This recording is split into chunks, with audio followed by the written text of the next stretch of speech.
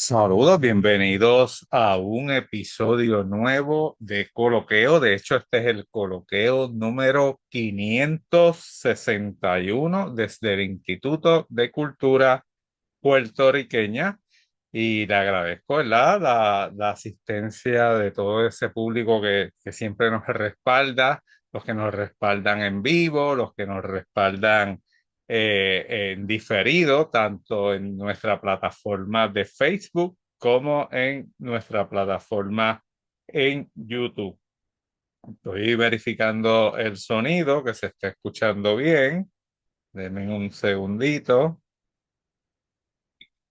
Sí, sí, creo que sí, que estamos bien. Nada, mi gente, hoy, bueno, hoy no, ayer 22 de marzo, se estaba conmemorando 153 años desde la declaración de la abolición de la esclavitud para Puerto Rico. Y en años anteriores hemos tenido programación dirigida a este aspecto. Este año pues no quería que fuese la excepción.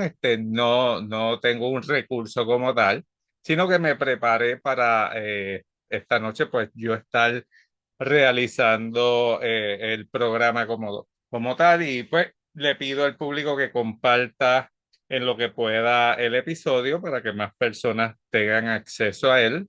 Esa es una de mis funciones fuera de cámara, y pues no voy a estar haciéndolo, ¿verdad? Porque estoy aquí pendiente a la presentación. Nada, como les mencioné, este episodio es conmemorando la abolición de la esclavitud que ocurrió hace 153 años. Lo titulé Rebeliones antiesclavistas en Puerto Rico, un resumen histórico. Esta conferencia tiene como objetivo concientizar la memoria de la resistencia africana en la isla de Puerto Rico. Es fundamental establecer desde el inicio que la libertad no fue un regalo, sino el resultado de una confrontación activa y centenaria frente a una opresión colonial, a una opresión del poder, a una opresión que sufrieron unos seres humanos y que hoy día podemos pensar que más nadie la sufre, pero lamentablemente no es así. Todavía hay lugares donde hay personas esclavizadas, hay personas que viven bajo este régimen, y es triste. Nada, vamos a darle paso a la presentación. Como también mencioné, es un resumen, no pretendemos abundar mucho. Les voy a dar ahorita una fuente. Quiero comenzar con una frase o una oración que escribí mientras me preparaba para esta conferencia. Dice: la libertad de la población esclavizada fue el resultado de una confrontación activa frente a la opresión colonial. Y aunque la esclavitud es un fenómeno que está ocurriendo desde tiempos ancestrales. Es luego de que comenzara el proceso de colonización de las Américas y la invasión europea a los territorios africanos, que se da con mayor auge, y es la que nos ha afectado a nosotros, ¿verdad? Yo quiero poner en contexto una información que me pareció bien interesante. No. Y es que hay unos lugares, y a veces desconocemos de esos, donde se empezó este proceso de abolición o prohibición de la trata esclavista. Y el primero de estos lugares fue la República de Belmont, que hoy día es un estado de los Estados Unidos, y que en el 1777, cuando se declara una república independiente, no parte de las 13 colonias de los Estados Unidos que se forman de las 13 colonias, en su constitución establecieron que en la República de Belmont no iban a existir esclavos. Claro, esto viene ya de una tradición, porque esto no empezó 2 días antes de esa declaración de independencia. Este proceso de estar en contra de este sistema esclavista pues llevaba siglos, y podemos ver, de hecho, desde inicios del proceso de colonización del Caribe, con los castellanos, se puede ver ese contraste y esas luchas. Pero ya en el siglo XVIII la idea se había madurado a tal punto que empezaron a accionar el llevar a cabo la abolición de este proceso esclavista. Y el primer lugar fue en la República de Belmont. Luego vamos a ver, unos años después, cómo se crea la Revolución Haitiana. Haití era una de las principales colonias francesas, tenía una población esclavizada de posiblemente un 80% de la población en Haití estaba esclavizada. Y hubo una revolución que esto va a llevar a la proclamación de una república en 1801, pero la revolución comienza en 1791 y uno de los objetivos de esta revolución es la liberación de la población esclavizada. En el caso de Francia, Francia pues es reconocido por la pues, famosa Revolución Francesa, las libertades del ser humano, ahí son los principios de esas libertades, pero la realidad es que esa idea de que no deberían existir personas esclavizadas solamente estaba presente para los habitantes en el continente europeo, no para sus colonias. Y por eso vemos que entre 1794 y 1803, en territorio continental francés, no se supone que existieran esclavos o personas esclavizadas. En 1803 ya Napoleón estaba en el poder, se hace coronar emperador y dentro de sus facultades estuvo la de volver a crear o atraer, perdón, atraer el sistema esclavista dentro del imperio francés porque él veía que era algo necesario, él necesitaba una población esclavizada que realizara unos procesos económicos y que en ese momento de guerra eran esenciales. No es hasta 1848 cuando en Francia, luego de la revolución de ese año, una revolución que no solamente se da en Francia, se da en distintos lugares de Europa y que es lo que marca el principio de lo que hoy día conocemos como los nacionalismos modernos, pues que se declara oficialmente la abolición al sistema esclavista. Seguimos en 1803, tenemos en el reino de Dinamarca y Noruega, que era un reino combinado, tenemos una declaración para prohibir el comercio de personas esclavizadas, pero no, o sea, mantuvieron la esclavitud como sistema, solamente prohibiendo el comercio. Aquí, esto va a pasar en repetidas ocasiones porque en 1807 la corona británica va a hacer lo mismo. No va a ser hasta 1838 que establecen una abolición completa. En el caso de Estados Unidos, de la República de los Estados Unidos de América, en 1807 también se prohíbe el comercio, pero el comercio internacional, no el comercio interno. Es lo mismo que pasó en los otros lugares. Se prohibía el comercio internacional, pero no se prohibía el comercio interno. Por eso es que el sistema esclavista continuó en esos lugares. Más cercano a nosotros, España, Puerto Rico era una posesión española para principios del siglo XIX. Y ahí vemos que en España, entre 1817 y 1820, se prohíbe el comercio internacional de personas esclavizadas.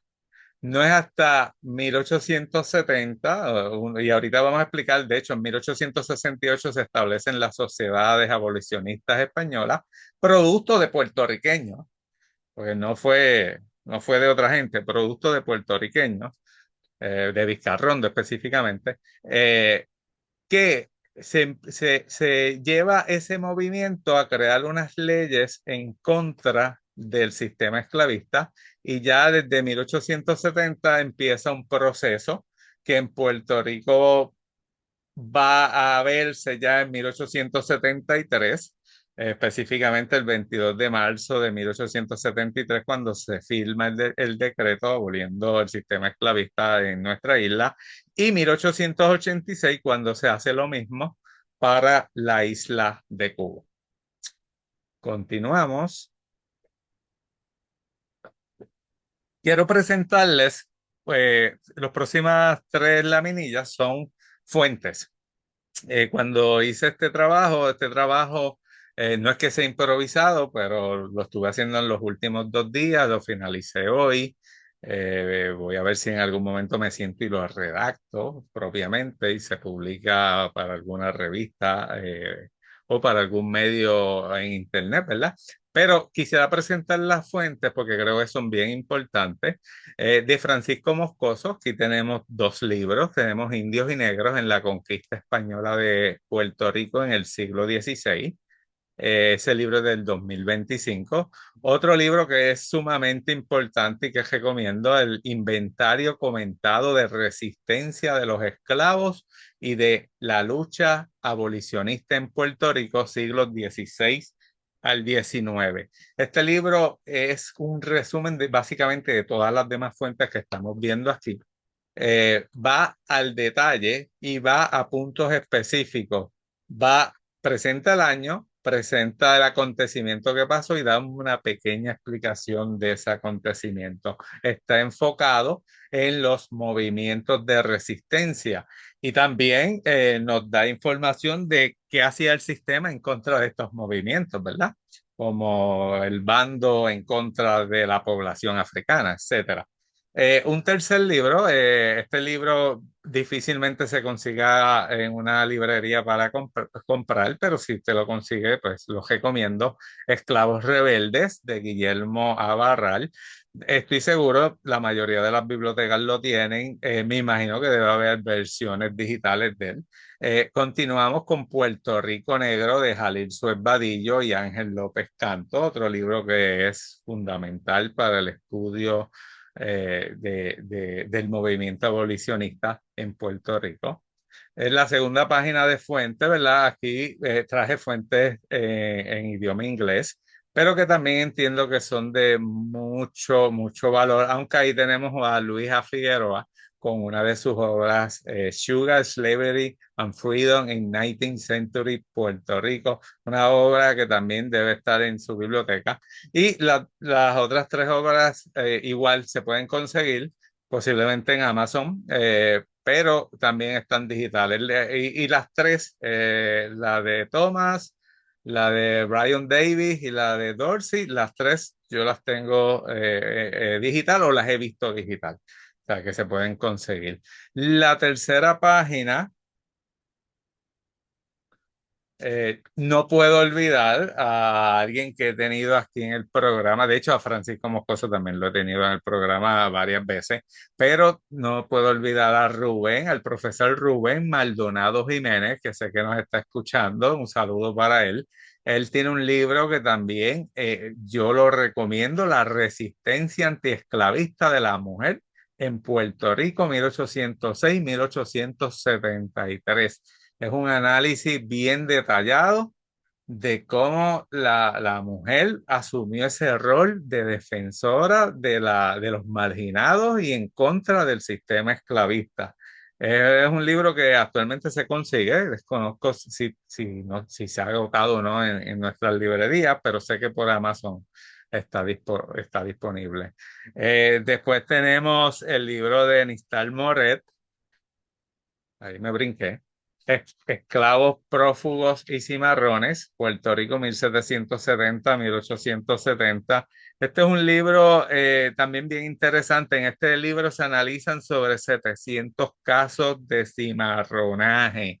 O los cimarrones que vamos a hablar ahorita eran los esclavizados que se escapaban, se iban hacia el monte y ahí establecían sus comunidades o vivían dentro de esas comunidades. De los clásicos tenemos a Arturo Morales Carrión, Auge y decadencia de la trata negrera en Puerto Rico, que también, y tampoco quería olvidar un libro que no se refiere a Puerto Rico directamente, pero pues, estamos bien vinculados con ellos, es Los guerrilleros negros, sobre los esclavizados fugitivos y cimarrones en Santo Domingo, del historiador que falleció ya, Carlos Esteban Deive. Es un libro que también recomiendo, no es un libro que se consiga comercialmente, no lo he visto digital. Yo tengo una copia, ¿verdad? Pero es bien difícil de conseguir los guerrilleros negros. Ojalá se haya digitalizado por algún medio. Nada, vamos a continuar. Ahora pasamos el mito de la docilidad del esclavo, ¿verdad? Sobre del esclavizado, perdón. El mito de la docilidad del esclavizado. Sobre este mito, es bien lamentable, ¿verdad? Porque durante años, y yo viví ese periodo, en nuestro sistema educativo público, se enseñaba eso, de que el esclavo en Puerto Rico era un esclavo dócil, era un esclavo que no peleaba, que no se rebelaba, y se daban una serie de explicaciones, una serie de mitos. Entre esos mitos se decía que el esclavo en Puerto Rico recibía un mejor trato. Pero vamos a empezar por algo. Si usted ha sido esclavizado o usted lo han privado de su libertad, para empezar con eso. Eso es sinónimo de un mejor trato, el que usted no tenga derechos sobre su propia vida. Pues no, no, pues ahí no, ¿sabes? Pero se estableció dentro de ese mito de que no, al esclavizado en Puerto Rico se le trataba con ternura, se le trataba bien, lo cual la realidad es que esa no fue. La persona esclavizada era propiedad de un amo, tenía un dueño y como toda propiedad, pues el dueño hacía con él lo que quisiera. Y es lamentable eso. Pero nada, esa era una de las ideas. El segundo mito, ¿verdad? La creencia de la pacífica sumisión al trabajo. Y este también es triste, ¿verdad? Porque se le daba mucho énfasis y nos enseñaban desde pequeño, ¿no? Que nosotros tenemos que estar sumisos en todo momento, que tenemos que aceptar lo que nos impongan, etcétera. Pero no tiene que ser así, ¿verdad? Porque eso no fomenta el criterio de cada individuo y el análisis crítico, eso iría en contra. Pero nada, esa era otra creencia de que todos teníamos que someternos al trabajo y pues eso era lo que nos tocaba. Es como otro tipo de creencia, esa que dice, no, no, no, tú sufres aquí en la tierra porque luego vas al cielo a disfrutar, ¿verdad? Mientras que los que predicaban ese tipo de cosas, pues hacían lo que le daba la gana. Y no era correcto. Una tercera idea es la idea de la gran familia puertorriqueña, ¿verdad? Y esta idea es una construcción ideológica de mediados del siglo XX, donde se buscaba proyectar la imagen de una gran familia puertorriqueña unida y sin conflictos. O sea, todos vivíamos en paz, todos vivíamos en armonía, pero esa es la realidad, pregunto, esa es la realidad que se vive. Usted mire las noticias y ahí está la contestación. Usted asómese al barrio y ahí va a encontrar la contestación. En lo ideal, posiblemente estemos pensando en esa gran familia puertorriqueña, pero en la práctica, ¿es una realidad o no lo es? Es simplemente para que lo analice. Ahora bien, si todo esto es cierto, y ahora estoy leyendo ahí de la diapositiva, ¿por qué se dieron rebeliones, fugas y conspiraciones? Y esto es otro punto. Durante muchos años se ha tratado, a mí no me gusta decir que se ha tratado de ocultar, ¿verdad? Pero se ha ignorado una evidencia histórica de que hubo rebeliones, hubo fugas, hubo conspiraciones. En unos minutos vamos a estar viendo algunas de esas, porque les traje ejemplos, ¿verdad? Y como les dije, ahí están las fuentes, usted las puede buscar. Yo, que me conoce, sabe, soy historiador, ¿verdad? Y mi trabajo de fuente primaria se dirige hacia los imaginarios, específicamente los de brujería y hechicería. Pero como también hemos comentado en otros programas, pues hay lecturas secundarias y uno tiene que hacer el análisis de creerlas o no. Pues nada, vamos a continuar. Problematización histórica. Yo aquí hago, la primera pregunta es bien retórica, no es que yo la vaya a contestar y explico. Déjenme hacerla primero. ¿Fue necesaria la esclavitud en el Puerto Rico colonial español? Y digo que es retórica porque como historiador, pues yo estoy consciente de que eso fue la historia, eso fue lo que pasó. Y ahora, independientemente de mi opinión, no se va a cambiar. ¿Para qué sirve conocer esto? Pues para yo analizar mi presente y evitar en el futuro que estas cosas vuelvan a pasar. Y a veces pues tengo mucha duda de en cuánto nosotros analizamos ese pasado, porque parece que buscamos regresar a situaciones que se dieron en el pasado, ¿verdad? Pero nada, como dije, fue una pregunta retórica, la puse allí para que fuese parte de la discusión. Ahora bien, la esclavitud fue parte, y lo hago en forma de pregunta, aunque ahí no está en forma de pregunta, la esclavitud fue parte de un sistema de castigo, control y vigilancia. Hay que ver eso, ¿verdad? Hay que ver, de hecho, sí lo fue.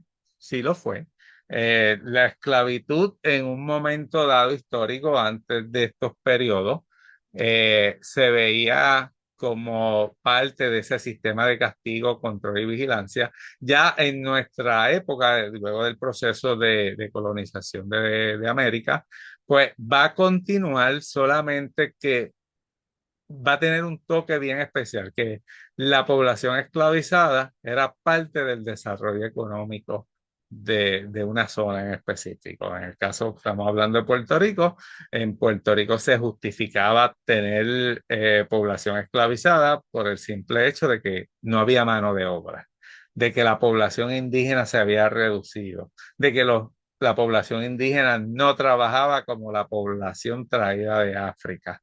Eso es una. Dos, había otra justificación religiosa para traer una población esclavizada desde África y era que la población africana no era cristiana y al no ser cristiana se justificaba el poderlos capturar y traerlos a esta zona para realizar otras labores. Lo mismo pasaba con la población indígena, ¿verdad? Se justificaba diciendo que esos indios o esos nativos son rebeldes, por lo tanto, se les puede esclavizar. Tercer punto, estrategias de libertad. Habían varias estrategias, aquí yo menciono tres. La manumisión se refiere a los propios procesos que el sistema establece para que una persona esclavizada lograra su libertad. En todos los sistemas había casos de manumisión.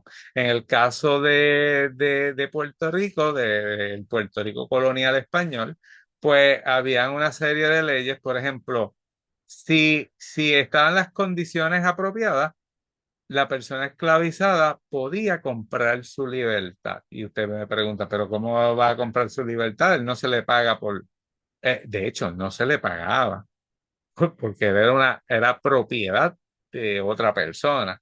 Pero hay casos específicos, por ejemplo, un amo que tuviese un negocio, tuviese una persona esclavizada de confianza, le daba ciertos poderes, le daba cierto control, por ejemplo, manejar una tienda, pues algunos amos pues le daban un dinero como forma de pago a estas personas esclavizadas y ellos pues simplemente comenzaban a ahorrar hasta tener el dinero suficiente para poder comprar su libertad. De los casos que he visto, la gran mayoría se quedaba en la misma propiedad trabajando o realizando el mismo trabajo que tenía. Nuevamente, vuelvo a lo que mencioné al principio. La población esclavizada estaba sujeta a lo que quisiera el amo. ¿sabes? Por eso es que no podemos hablar de un buen trato, porque si el amo deseaba abusar de una de sus mujeres esclavizadas, pues lo hacía, era su propiedad. No había quien se lo impidiera legalmente. Y así pasaban una serie de abusos que hoy día, pues no, nosotros lo vemos de una forma negativa, que en aquel tiempo un gran sector de la población lo veía como normal, aunque también hubo personas dentro de la sociedad que estuvieron criticando este sistema. ¿Ok?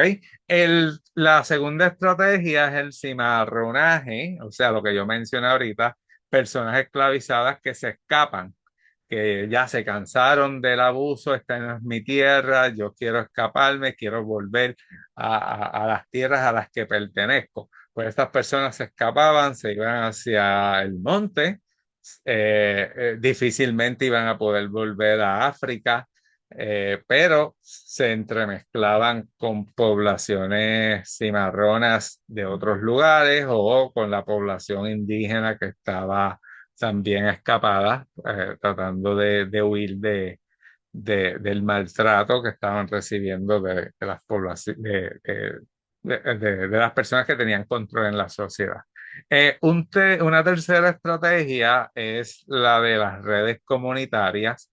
Se va a ver en las próximas diapositivas, vamos a ver varios ejemplos, pero esto de las redes comunitarias era cómo las distintas comunidades llegadas de África empezaron a tejer redes de comunicación entre ellas y cómo de repente usted estando en Guayama se estaba enterando de que en Ponce se estaba preparando un levantamiento, o que en Aguadilla se estaba preparando un levantamiento, o que allá al otro lado del canal de la Mona eh, había un lugar que se llamaba, que se comenzó a llamar Haití, y que se conocía como el Santo Domingo francés, y que ese Haití, anteriormente Santo Domingo francés, había cruzado al Santo Domingo español, lo había conquistado y le había dado libertad a la población esclavizada. ¿Cómo es posible eso? Por las redes comunitarias. Y vamos a ver varios ejemplos. Vamos a continuar.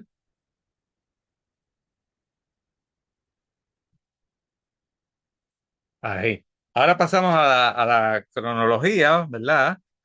Ahí tenemos, quiero hablar de la ilustración. Eso es un guerrero mandingo, es una imagen dibujada por una francesa, ¿verdad? Anne Raphael. Ella creó una serie de imágenes de distintas etnias en el África Occidental, que vamos a ver otra próximamente. Los mandingos fueron uno de los grupos étnicos que llegaron a la zona del Caribe, llegaron a Puerto Rico. Nada, ahí como les dije, les quiero presentar una cronología de eventos. Ya desde 1514 vemos los primeros informes indicando que no solamente es que había esclavos aquí, ¿sabes? Se había ya traído una población esclavizada desde África, se había traído para que ocuparan los puestos de trabajo en las minas, en las haciendas, y ya desde 1514 le hemos esclavizado en rebeldía, escapándose, luchando contra el amo, luchando contra el opresor. Y el gobernador de la isla le escribe al rey, le escribe allá a Castilla, le dice, mira, yo tengo aquí problemas, yo necesito más recursos porque estoy teniendo problemas con los esclavizados y hay que atender eso. Desde ese momento hasta la abolición del sistema esclavista en 1873, no hubo un solo instante que no hubo movimientos de rebeldía, de levantamientos, luchas tanto pasivas como activas entre la población esclavizada y la población que los dominaba. desde ese momento, desde 1514. Yo sé que cuando enseñamos la historia, nos enseñan la historia, pues no se habla de esto, pero es una realidad. ¿Ok? Yo aquí menciono eventos específicos, como en 1527 hubo una rebelión de esclavizados elofes. Los elofes, si usted busca elofes en internet, se va a hacer difícil, ¿verdad? Porque se le conoce como Wolof con W. Pero en la jerga acá caribeña hispana, pues se le conocía como Helofes. Los Helofes eran una población que ya había tenido contacto con el mundo islámico y parte de su población era musulmana. Y no solamente eso, sino que tenían una estructura política y unas características sociales al nivel de que se habían constituido en un reino. ¿Sabes? No eran personas como muchos pueden creerle, que eran simplemente salvajes, bárbaros. No, no, era una sociedad bastante organizada y eso les dio la oportunidad de que cuando hubo la cantidad suficiente de gelofes en la isla, ellos se organizaran y se fuesen en rebeldía en contra del dominio castellano. Lo mismo va a pasar en el 1532. En este caso no solamente fueron gelofes, fueron belbesíes también. Los belbesíes son de esa zona de Senegal, Gambia, igual que los gelofes que son de esa zona de Senegal, Gambia, lo que hoy día se conoce como África Occidental. En 1566 se da otra rebelión, la de los Bioes. Los Bioes son los habitantes de lo que hoy día es la isla de Bioko, en el Golfo de la Guinea Ecuatorial. Nuevamente, estos grupos, al tener cierta cantidad de personas, se podían organizar. Una de las estrategias que utilizaba el conquistador para evitar estas rebeliones era que distribuía a la población esclavizada. O sea, si yo tenía 10 esclavizados que hablaban el lenguaje del OFE, yo no los ponía juntos, simplemente los separaba y los enviaba a distintas haciendas. Esto yo sé que es un poco complicado en un sistema donde usted compra a estas personas como una mercancía, pero como ellos ya lo tenían en la mente, pues jugaban ese juego. ¿Ok? Yo también traigo el caso de la Casa de Brujas de 1590, 1588, 1590. No porque, como mencioné ahorita, es mi tema de investigación primario, ¿verdad? Sino porque estas tres brujas que fueron quemadas en una hoguera, venían desde África y posiblemente ellas no conocían el castellano. A ellas el obispo Ramos, quien había llegado a la isla de San Juan Bautista, Puerto Rico, para eso de 1586 más o menos, 88, 86, 86, 88, él descubrió esta supuesta secta de adoradores del demonio que no hablaban castellano, que hablaban su idioma original y que nunca entendieron el proceso. En el proceso se logró que ellas se arrepintieran, supuestamente, pero nuevamente no sabemos cómo, todo fue una interpretación, porque ellas nunca entendieron el proceso. Pero en ese primer proceso se llevó a que ellas se arrepintieran, algo que ellas no conscientemente no lo habían hecho.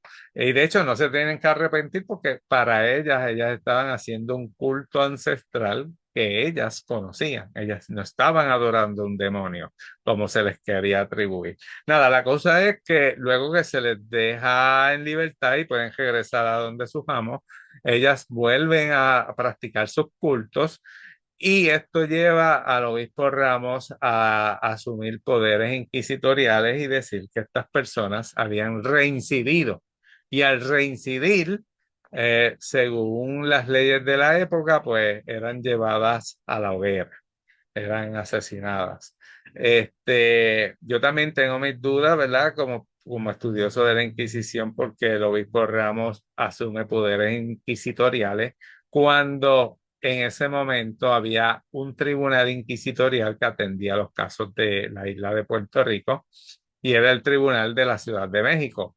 Según los procesos inquisitoriales del Santo Oficio castellano, el proceso era que el obispo Ramos consiguiera a los facultativos de la Inquisición, sometiera el caso y que estas tres jóvenes fueran llevadas a la Ciudad de México y allá fuesen procesadas, pero no, no pasó así según el propio Ramos. Ok, años después, en el año 1656, se da otro evento que no se conocía y que nuestro amigo Josué Camaño, historiador, y especialista en poder descifrar los manuscritos de los siglos XV, XVI, XVII, que mucha gente no lo domina, ¿verdad? Y que conlleva una práctica y un conocimiento que hay que estudiarlo. Él encuentra un caso bien interesante de 12 personas esclavizadas de la isla de Saba. Saba es una isla que está a 250 kilómetros de Puerto Rico, es una isla cuyo dueño es el Reino de Holanda, de los Países Bajos. En aquel momento era una posesión de Holanda y de allí se escapan unas personas esclavizadas que llegan a nuestra isla. El gobierno aquí, entonces surge la disputa de que si los devuelven o no. La cosa es que al final, pues, entendemos pues, que se les otorga la libertad por haber llegado. Se les consideraba como cimarrones marítimos, personas que habían llegado de otras islas y por unos estatutos personas esclavizadas que escapaban de reinos enemigos a la corona española y llegaran a territorio español o castellano, pues se les otorgaba la libertad. Y por eso es que vemos el siguiente punto, que es el de 1714, que es el establecimiento de un asentamiento para libertos. Yo escribí Villa, Villa va a ser más adelante, no en ese momento, es un ejol. En ese momento simplemente era un asentamiento y es el asentamiento de Cangrejos, hoy día Santurce. Y de hecho, Cangrejos va a evolucionar al punto de que se va a convertir en un partido independiente, o sea, en un municipio independiente.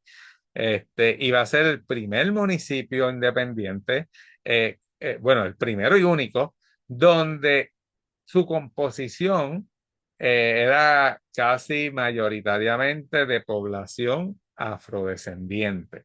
¿Ok? Continuamos. Nuevamente quiero agradecer a todo ese público que está allí presente. No he podido compartir el programa en las otras vías, eso lo haré después.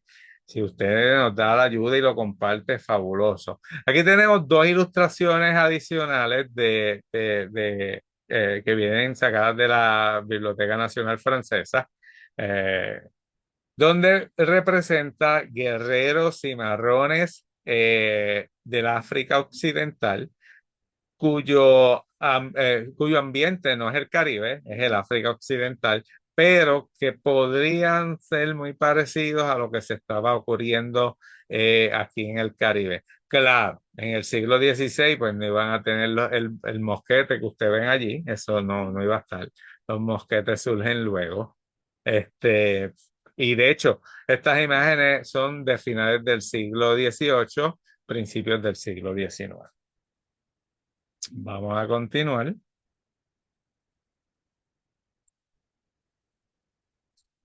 Continuamos con la cronología. Aquí vemos una imagen. Quiero empezar con esa imagen, ¿verdad? El pintor que hizo esta imagen es un pintor polaco. Su nombre es January Suchodolski. Poco difícil de pronunciar. Esta es una pintura que conseguí en Wikimedia Commons, donde hay muchas imágenes de acceso público. No es una imagen de inteligencia artificial, aunque pareciera. Es una imagen de un pintor, de hecho está fechada para el año 1845 y en ella se representa a los rebeldes haitianos luchando contra tropas polacas. Sí, gente, tropas polacas. Y usted dirá, ¿qué rayos hacía polacos en el Caribe en 1797, por ejemplo? Pues eran parte de los ejércitos, bueno, en realidad 1797 no, estamos hablando ya como 1804, 1803, porque era en tiempos de Napoleón, y eran parte de los ejércitos de Napoleón Bonaparte. Napoleón Bonaparte, su gran ejército no estaba compuesto únicamente por franceses, sino que habían individuos de distintas regiones de los principados alemanes, de los reinos y principados italianos, eh, de Lituania, de Polonia, etcétera. Y un batallón de polacos fue enviado a luchar al Santo Domingo francés para los franceses, ¿verdad?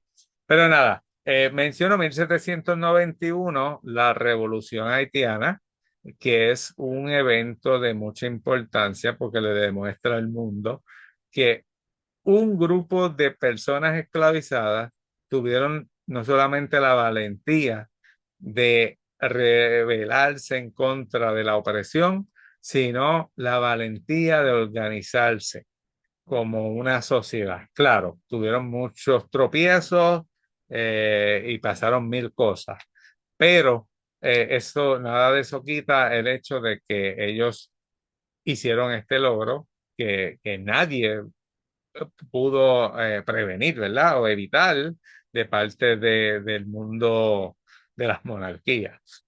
El hecho de la revolución haitiana va a crear una influencia en distintos lugares de América y de otros lugares del planeta, donde la población esclavizada va a empezar a levantarse. Y se indica que en 1795 hubo un levantamiento en Aguadilla y ese levantamiento ocurrió porque, según las autoridades, hubo un contagio revolucionario. O sea, la población esclavizada en Aguadilla se contagió de esa gente, de esos locos, según las autoridades españolas en Aguadilla. De hecho, le atribuyeron directamente la influencia de esta situación a la revolución haitiana. Esclavos como Juan José y Pedro Villamil fueron apresados por este intento de insurrección armada. O sea, que hubo repercusiones para la población esclavizada que se rebeló. También tenemos levantamientos en las haciendas de Río Piedra, Bayamón, Tuabaja, Guaynabo, Aguadilla, San Germán y Cabo Rojo en el año 1802. Esto fue una insurrección masiva, es una insurrección, ¿verdad? Donde se pueden contactar y evidenciar las redes de comunicación y también se puede ver cómo era malinterpretado el sistema legal.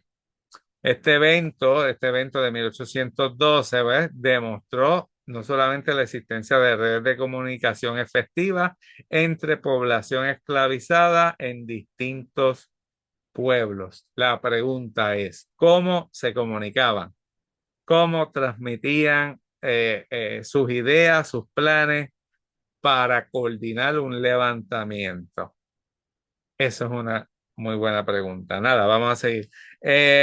Aquí anoté, ¿verdad? Sí, ahora voy a leer unas notas que anoté de ese evento. Surgió cuando los esclavizados escucharon una carta que sugería que las Cortes de Cádiz le darían la libertad. Estamos hablando de 1812 cuando se trabaja la Constitución de Cádiz, donde las Cortes estaban ubicadas en Cádiz. España estaba en plena lucha en contra de la invasión francesa de Napoleón. Y dentro de ese proceso, las Cortes de Cádiz se inclinaban hacia ideas más liberales, ideas como las que se vieron en Belmont, en la República de Belmont, donde se abolió el sistema esclavista, ¿verdad? Al parecer, esa información le llegó a esta población esclavizada y ellos empezaron a comunicarse entre ellos y cuando no vieron resultados a su favor, pues elevaron la situación a otro nivel, o sea que se rebelaron y ahí es que vino la situación, ¿verdad? También tenemos 1821 y si no, hasta 1821 estamos en otro periodo liberal. En esta ocasión tenemos a Marcos Cioro, quien estaba esclavizado en una hacienda en Bayamón, pero que tenía contactos en otros lugares como Río Piedras, Toa Baja. En este caso, el plan era proclamar a Marcos como un rey de la población negra de Puerto Rico. La conspiración de Marcos Cioro tuvo distintos puntos, entre ellos destaca Miraflores, o sea, en Cangrejo, y pues tuvo ramificaciones en las haciendas de Bayamón, Río Piedras, Toa Baja. El impacto fue tal que el gobierno, en este caso, movilizó a sobre 500 soldados. O sea, estamos hablando de más que un batallón. Para sofocar el movimiento, lo que demuestra que las autoridades veían a Cioro como una amenaza real al orden colonial. Un año después, todavía bajo un sistema liberal, tenemos rebelión en Guayama y Naguabo, áreas cercanas, ¿verdad? Ahí la comunicación entre esos grupos, pues, era un poco más fácil.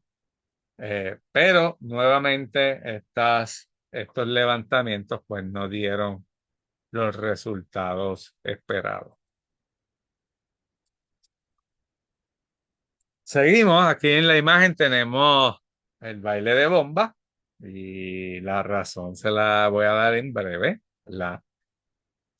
En 1824 ocurrió un evento bien peculiar. Hay un intento de fuga desde Pueblo Viejo, o sea, del área esa que es Cataño, o sea, estamos todavía en la bahía de San Juan. Yo sé que a veces como no estamos conscientes, pues nos olvidamos que la bahía de San Juan abarca varios municipios actuales.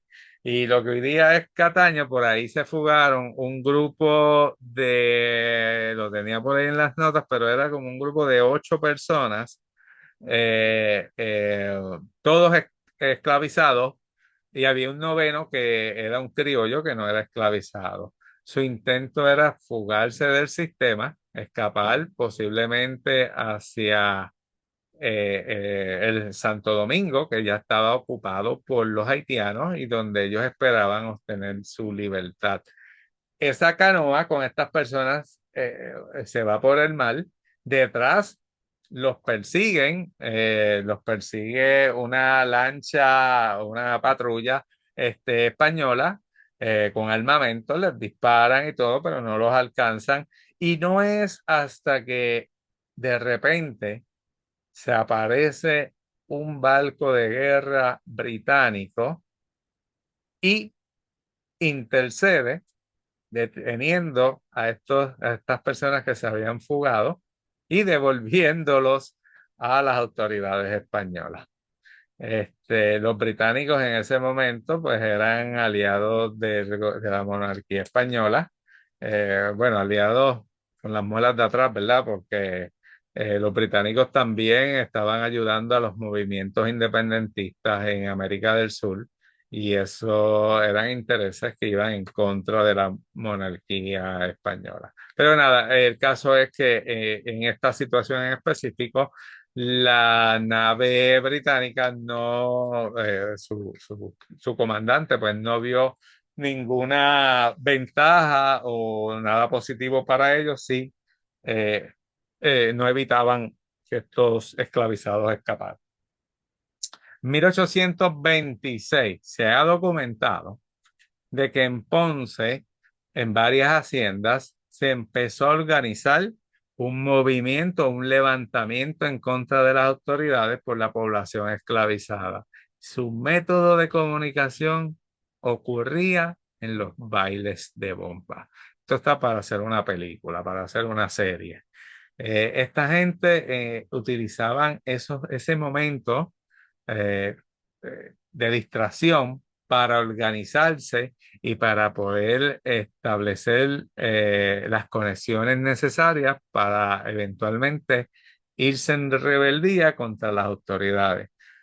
Sí, lo sé, fracasaron, pero ellos hicieron el intento, ¿verdad? Ellos no se quedaron bajo el sufrimiento únicamente, sino que realizaron los movimientos que entendieron que eran necesarios para lograr su libertad.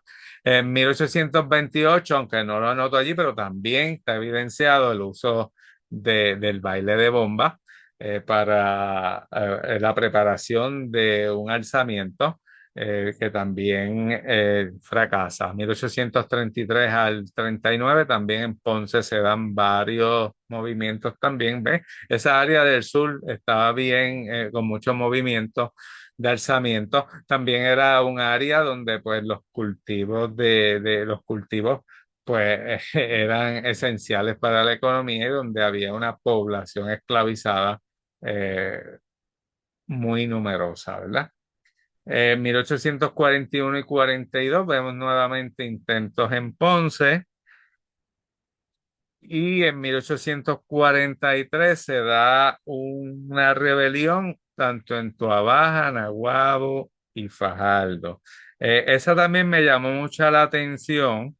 Aquí tengo la de 1843 tenía un líder llamado Cornelio Bembé. Me llama la atención por varias cosas, ¿verdad? Y una de ellas quizás también es otro personaje en otras películas. Y no sé la conexión histórica del nombre, posiblemente con otros movimientos de rebeldía en distintos lugares, pero me llamó la atención, ¿verdad? Pues en este episodio de 1843 se planificó un asalto militar. Los esclavizados se prepararon para lograr tomar el pueblo y apoderarse de la casa de armas y la casa del rey de Tuabaja. Su plan era bien estratégico. Ellos ocupaban la casa del rey, ocupaban la iglesia, ocupaban el armamento que estuviese allí y con eso comenzaba la revolución. Nuevamente, las autoridades castellanas se movilizaron y o sea, derrotaron a estos grupos. Continuamos.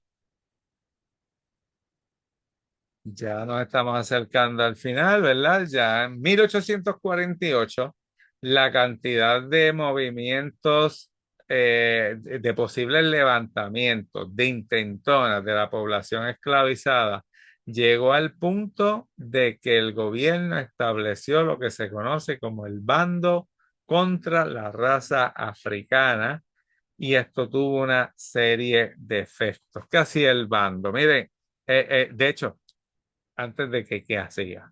Ya aquí se demuestra, se va presentando dentro del imaginario puertorriqueño esa, ¿cómo decirlo? Esa raíz dirigida a establecer un sistema racista, porque se está estableciendo que hay una diferencia entre nosotros y ellos, los esclavizados, que son de raza africana según el conocimiento de la época, y los están poniendo no solamente como un grupo inferior, sino como un grupo en rebeldía constante.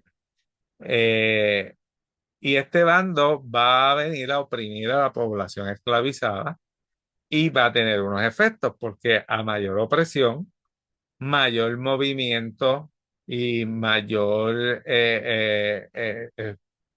van a ir surgiendo los movimientos en contra de estas políticas opresivas, ¿verdad? Ya vemos que en 1858, 10 años después, empiezan a surgir sociedades secretas de abolicionistas, personas puertorriqueños que ven el sistema esclavista como algo negativo, lo ven como una falta de derechos, lo ven como un estorbo para llegar a una sociedad con mayores libertades y empiezan a tramar entre ellos a ver cómo se puede lograr la abolición del sistema esclavista y cómo se pueden lograr los otros objetivos que ellos tenían. Dentro de estas sociedades secretas tenemos a Ramón Emeterio Betance, entre otras personas, Rick Belby, etcétera. En algunos casos, estas sociedades se encargaban de comprar niños y y se les otorgaba la libertad, ¿verdad?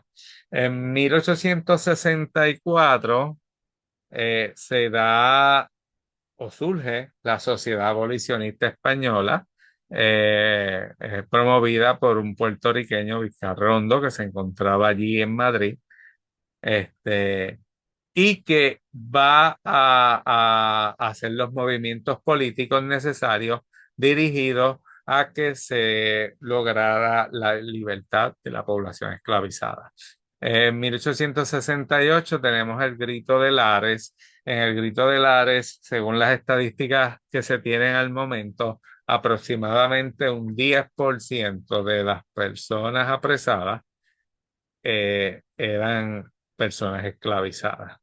Estas personas se unieron a la rebelión, algunos porque sus dueños pues eran parte de la rebelión, otros porque existía una promesa de que cuando se estableciera la república en Puerto Rico pues se le iba a dar la libertad a estas personas. 1870 se da la ley Moret. Esto es uno de los logros de la Sociedad Abolicionista Española. La ley Moret, entre lo que se indicaba allí, pues comenzaba el proceso de abolición y lo comenzaba de una forma sutil y que era como que a largo plazo. Por ejemplo, los que nacían después de cierta fecha, pues ya no iban a ser considerados personas esclavizadas, sino que iban a estar como personas libres. ¿Ok? Esta ley, pues, no era del todo efectiva. Por lo tanto, la sociedad abolicionista continuó su lucha y hasta que lograron que el 22 de marzo de 1873 pues se estableciera la abolición del sistema esclavista como tal. Nada, quiero aquí presentar, nos quedan como eh, dos pestañas. Quiero aquí presentar los héroes y heroínas, algunos de ellos, ¿verdad? Porque fueron hubo muchos héroes y heroínas que nunca vamos a conocer sus nombres, eh, que se perdieron en la historia, pero de los que hemos podido recopilar, pues tenemos a Marco Cioro, que lo mencioné ahorita, 1821, él buscaba convertirse en rey. De hecho, no está incluido en esta presentación, pero hay un personaje que se conoce como el Rey Miguel. El Rey Miguel fue una persona traída desde África en condición de persona esclavizada. Llega aquí a la isla de Puerto Rico, de aquí lo trasladan al territorio actual de Venezuela y allá, en aquel momento era tierra firme, y allá él se escapa, se revela y él establece un reino entre población proveniente de África e indígenas. Ese reino no duró mucho porque las autoridades castellanas pues se movilizaron y los derrotaron. Pero algo así parecido era lo que Marcos buscaba. Tenemos a Petrona, que en 1822 fue la líder de una movilización de población esclavizada en Loíza. Tenemos a Antonio Congo, 1826, otro líder de una de las conspiraciones en Ponce, Jaime Bangua, 1841-1842, fue parte de la planificación del levantamiento general en Ponce, que ahorita no mencioné, pero este levantamiento nunca se dio, pero llevaba tiempo gestándose. Varios integrantes al final, pues, fueron a las autoridades y mencionaron y dieron a conocer el plan de levantamiento y las autoridades fueron y persiguieron a los implicados. Entre ellos estaba uno de sus líderes, Jaime Bangua. Y el que mencioné ahorita, Cornelio Bembe, que fue parte fue el líder de la rebelión de Toa Baja, 1843. Ya llegamos a las conclusiones, sobre las conclusiones de este evento, de esta presentación, ¿verdad? Traigo cuatro para discusión. La primera, la resistencia africana fue constante, estratégica y diversa. Si volvemos al principio de la presentación, el mito dice que no, que esta gente pues no tenía esa capacidad, que ellos tenían que ser dóciles para poder conseguir algún tipo de beneficio, pero no, no fue así. La población que provenía de África pues no se quedó así, fueron varios los intentos, pues fueron varios los levantamientos, se pudieron organizar y utilizaron diversidad de estrategias. El segundo punto, las rebeliones moldearon la historia política y social de Puerto Rico. Eso es un punto que también se puede verificar, ¿verdad?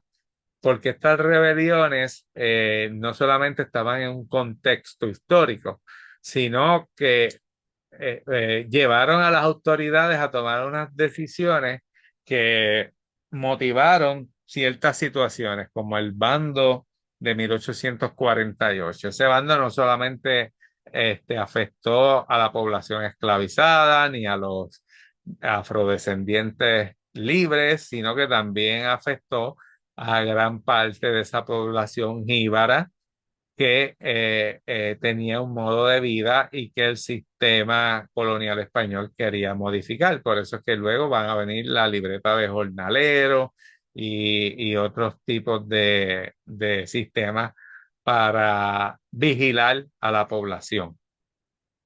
La tercera conclusión, la libertad se logró luchando, no fue una concesión o un regalo. Todas la mayoría de los derechos que hoy día tenemos se han conseguido porque hubo personas que lucharon por ellos. Si la población esclavizada no simplemente hubiese sido dócil, se hubiesen levantado, no hubiesen protestado, hoy día todavía existiera ese sistema. Si en un momento dado los trabajadores no se hubiesen levantado y hubiesen luchado por un horario de 8 horas diarias, 5 días a la semana, 40 horas a la semana, eh, unas licencias de vacaciones, unas licencias por enfermedad, pues nunca se hubiesen logrado. Es triste cuando hoy día la gente lucha por sus derechos y parte de nuestra población pues los critica. Eh, Sabe Dios si es que no necesitan de esos derechos, ya están en un momento de su vida que no los necesitan, pero como dije, todos nuestros derechos se han conseguido en lucha, no, no esperando a que bajen por una decisión divina o algo así. El cuarto punto, reconocer estas luchas es esencial para la memoria histórica. Yo puse ahí afropuertorriqueña, pero yo lo llevaría a otro nivel, que sería para reconocer la memoria histórica del Puerto Rico del siglo XXI. Hay que reconocer que estas luchas se dieron, que están presentes. Yo sé que hay movimientos actuales que desean erradicar y borrar todo esto, pero la realidad es que la sociedad puertorriqueña es una sociedad mixta, es una sociedad de muchos matices, y a veces no entiendo cómo todavía existen rezagos o ideas racistas en esta sociedad, porque todavía existen, que es lo triste. También existen ideas en contra de los derechos de las mujeres, en contra de los derechos de los marginados, pero nada, hay que seguir luchando en contra de todas estas ideas.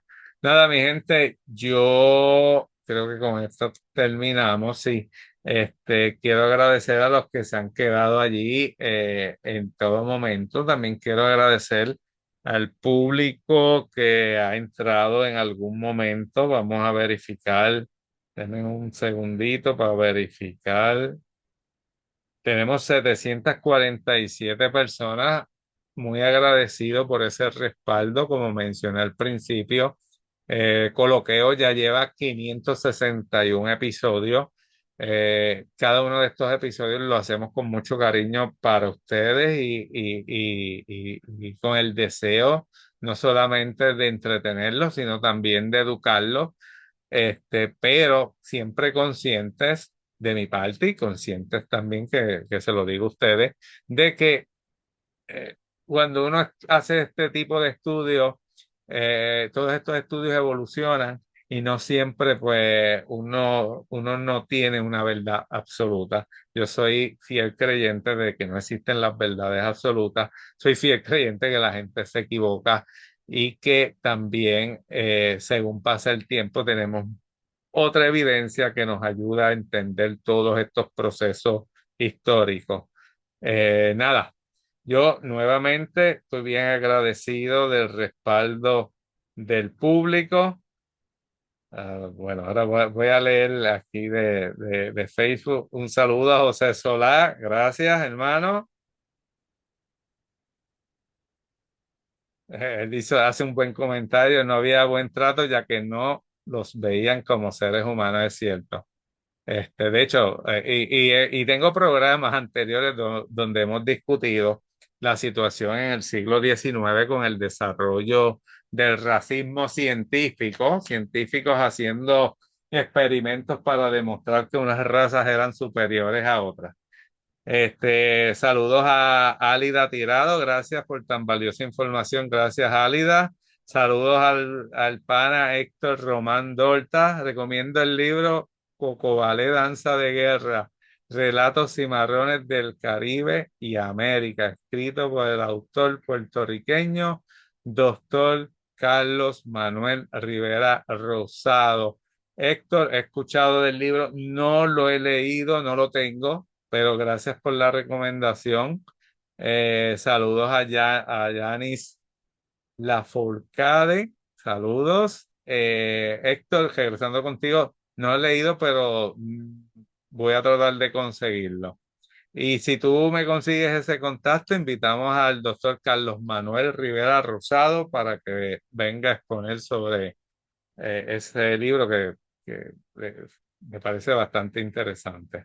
Nada, mi gente, nuevamente, gracias por el respaldo. Recuerde, nuestros vídeos en Facebook tienen una duración de 30 días. De hecho, hay algunos que duran más que eso, pero Facebook los está borrando. Después de 30 días se pueden borrar en cualquier momento. No es una decisión de nosotros, es el mismo sistema de Facebook, pero los tenemos en nuestro canal de YouTube. Gracias por el respaldo, mi gente. Un abrazo a todos. Mañana vamos a hablar sobre los barrios de Cagua. Toda esta semana tenemos programación. El viernes voy a pasar algo que grabé ayer. Estuve en una actividad en Vega Baja porque vamos a estar grabando una presentación de un libro que se va a proyectar eventualmente. Nada, mi gente, gracias a todos y buenas noches. Saludos.